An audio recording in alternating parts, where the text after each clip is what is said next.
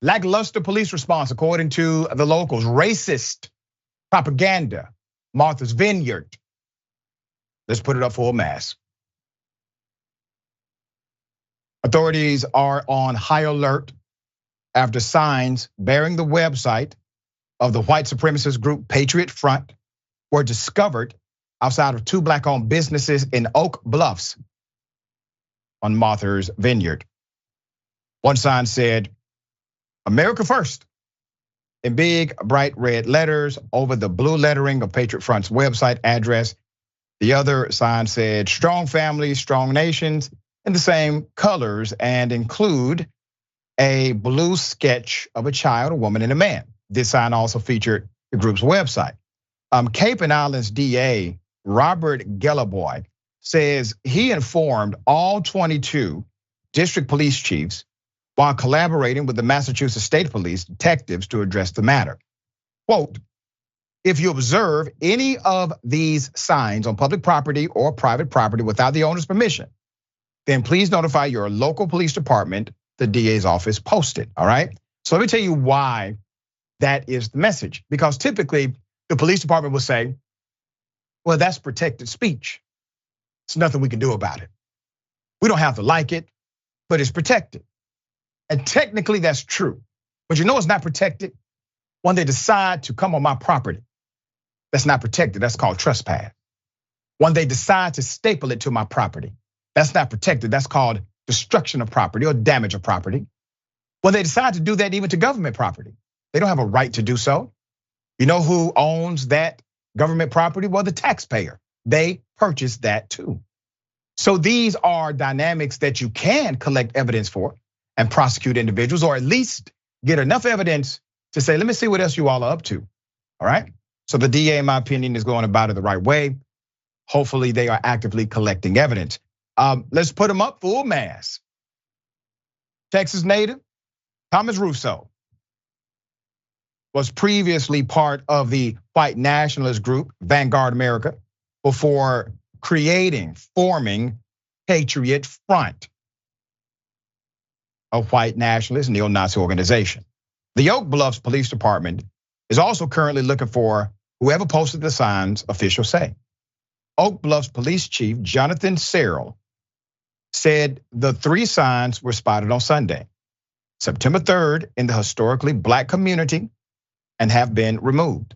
The signs were found at the intersection of Dukes County Avenue and Salome Avenue near the black-owned businesses Biscuits and 11th Circuit Avenue Restaurant and Bar. On Tuesday, the police chief said a 4th sign was discovered at Circuit Avenue Extension, and the department is engaged in active and thorough investigation. Author Hardy Doubleday said he was walking to brunch when he saw the signs promoting the group and called Oak Bluffs police. However, he said he was disappointed with the agency's lackluster response to his call. The officer who answered the phone was already aware of the hate group sign. In fact, the officer stated that he normally removes signs from the telephone poles, but because the sign was placed too high, there was nothing he could do. Hardy Doubleday wrote on Facebook.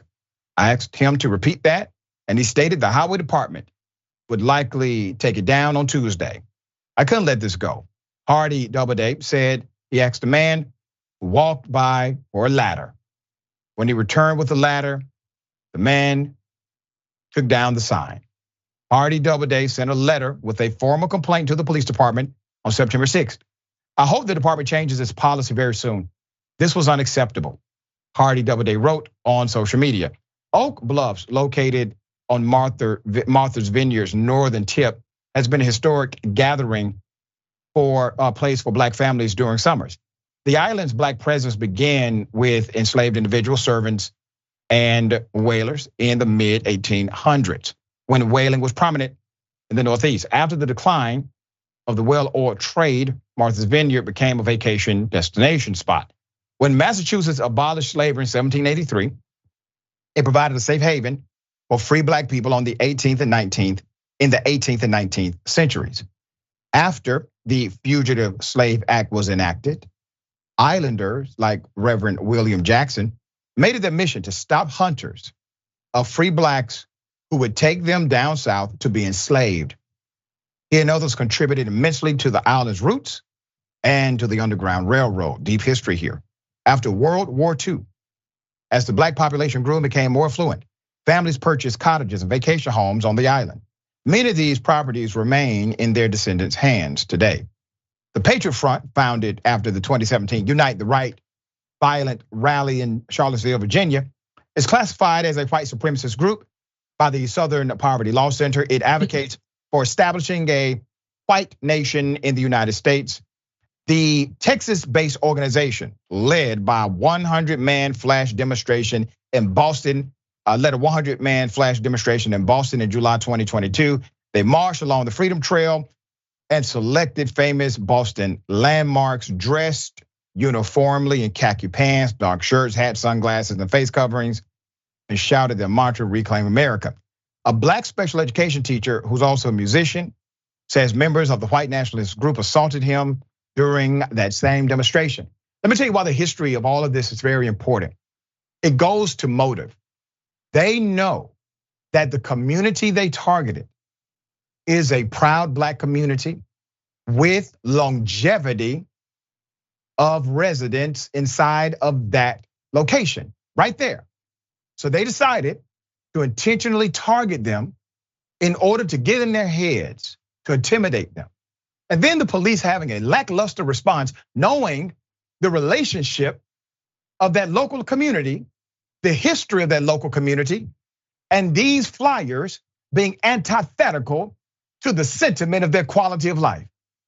Now, naturally, we would not be okay with anyone coming into a particular community and really uprooting old sentiment of racism without a response from our local authorities. We know at least they don't have permission to put these flyers and posters on anything, on any property inside of these city limits. That is an enforceable dynamic that should have been taken care of immediately for that community. David, thoughts here? I wonder if the police response would have been so lackluster had it been a sign or poster put high up on those poles that said "F the police." I have a feeling they would have scrambled to remove that. Aside from these folks being racist or putting up these signs and posters, I think it's clear by now they're also cowardly. Because if they were not cowards, they would stand behind their signs. They would physically hold their signs without their khakis and their sunglasses and their hats and their masks covering them. Identify yourself. If this is who you really are, if this is what you really believe, stand behind it and at least have some self-respect. But the fact that these people continue to hide themselves behind the sunglasses and the shades and the masks shows that these people are small, evil, lazy people with no self-respect. Yeah, they're following in the footsteps of their mentors from the Ku Klux Klans. Yes.